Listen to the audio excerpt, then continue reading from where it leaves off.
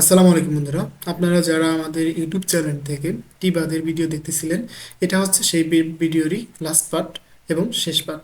তো এই ভিডিওটি খুবই ইন্টারেস্টিং, তাই আপনারা ভিডিওটি শেষ পর্যন্ত দেখবেন। তো এখন আপনারা দেখতে পাচ্ছেন যে ঠিক আমরা নদীর নিচে একদম পানির কাছে চলে আসছি, আর এখানে এক মামা বড়শি দিয়ে মাছ ধরতেছিলেন। তাই আমি তার একটু ভিডিও করার ট্রাই করলাম। দেখেন, এখানে মাছও পাওয়া যায়, আর পানিগুলো দেখেন কত স্বচ্ছ, আর এখানে অনেক গভীর। কারণ নদীর যে গভীরতা, এখানে না আসলে আমি আসলে জানতে পারতাম না। আমরা অলরেডি নদীর নিচে চলে আসছি। দেন এখান থেকে আরো নদীতে মনে করেন মিনিমাম নদীর যে গভীরতা আরো মনে করেন 50 ফিট হবে। এত পরিমাণ গভীর পদ্মার যে গভীরতা এখানে আসলে বোঝা যায়। আপনারা যারা এমনিতে পদ্মা নদী দেখছেন সেটা হচ্ছে আলাদা হিসাব, আর এখানে আসলে পুরা নদীর যে গভীরতাটা সেটা একদম ফুলভাবে বুঝতে পারবেন।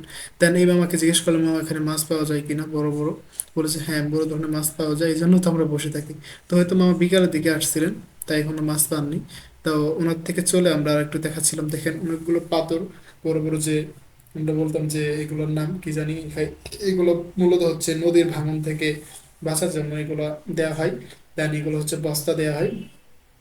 আর বাইরে আসলে, কোথায় আসলে ঘুরলে একটু দেখা যায়, দেখেন একটা কুত্তার ছাপ, মানে কুত্তার বাচ্চা যেটাকে বলা হয়, সেটা এখানে দুষ্টুমি করতেছিল। আর আমি এখানে বসছিলাম, যে এখানে যেহেতু আসছি কিছু খাওয়া যাক, আমার ক্যামেরাম্যান বলছিল যে তাহলে চলো ফুচকা খাই। দেন আমি একটা ফুচকার দোকানে আসলাম, এসে বললাম যে "মামা, আমাদের ফুচকা দেন"। তো এখানে তুলনামূলক একটু দামটাও বেশি নিছে।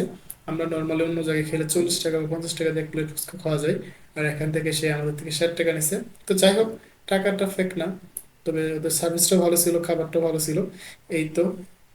তো খাওয়া শেষ করে বললাম যে তো চলো আজকে চলে যাওয়া যাক, অনেক বললাম টিবাদ। তো আজকে ওখানে খাওয়া দাওয়া শেষ করে আমরা রওনা দিলাম বাসার দিকে। দেন যাওয়ার সময় দেখেন, আসার সময় যে ভিড়টা দেখছিলেন তার থেকে অনেকটা বেশি ভিড় আমার কাছে মনে হচ্ছিল এদিকে যাওয়ার সময়। অনেক মানুষজন একদম কাদাকাদি হয়ে যাচ্ছিল, মনে করেন যাওয়ার কোনো হচ্ছিল না। আর আমি একটু সামনে থেকে যাচ্ছিলাম, আর ক্যামেরাম্যান ভিডিও করতেছিল বিভিন্ন রকমের ওখানে যে প্রসাধনিক জিনিসপত্র ছিল, ওই মাটির জিনিসপত্র ছিল, ব্যাংক, তারপরে এখানে মাটির গ্লাস ছিল, মগ ছিল, এগুলো। দেন এখানে মামা বিক্রি করতেছিল বিভিন্ন রকম জিনিস। এখানে সবাই চলে যাচ্ছে কারণ সন্ধ্যার দিক হয়ে গেছে, তো এখানে কত মানুষজন থাকবে না। আপনারা যদি এখান থেকে দেখতে চান, ঠিক এর সামনে হচ্ছে রাজশাহীর যে চিড়িয়াখানা, সেটা ঠিক সামনে। তো আমরা এখান থেকে বের হয়ে আমরা একটা রিক্সা নিব, রিক্সা নিয়ে চলে যাবো। দেন বললাম যে চলো তাহলে যাওয়া যাক। দেন আমরা একটা রিক্সা নিলাম, রিক্সা নিয়ে চলে যাচ্ছি। তো এই ছিল আজকে আমাদের টিভাদের ভিডিওটা। তো এখানে যাওয়ার পথে ভাবলাম যে যেহেতু চিড়িয়াখানা আসতে পারিনি, এখান থেকে দেখি একটু। এই যে ঠিক হাতের ডানে বা সরি বাম দিকে দেখতে পাচ্ছেন যে একটা গেট, এখানেই হচ্ছে চিড়িয়াখানার। এখানে অনেকজন ঘুরতেছিল, আমরা সেখানে যেতে পারিনি বা আমরা যাইও নি, কারণ আমাদের লক্ষ্য ছিল এখানে আসা। তো আমরাও চিড়িয়াখানায় আসবো, নেক্সট শুক্রবারে আসবো ইনশাল্লাহ। আমরা নেক্সট সপ্তাহ আমাদের চিড়িয়াখানা ভিডিও দেখতে পারবেন। তো এই ছিল টি বাদের ভিডিওটি।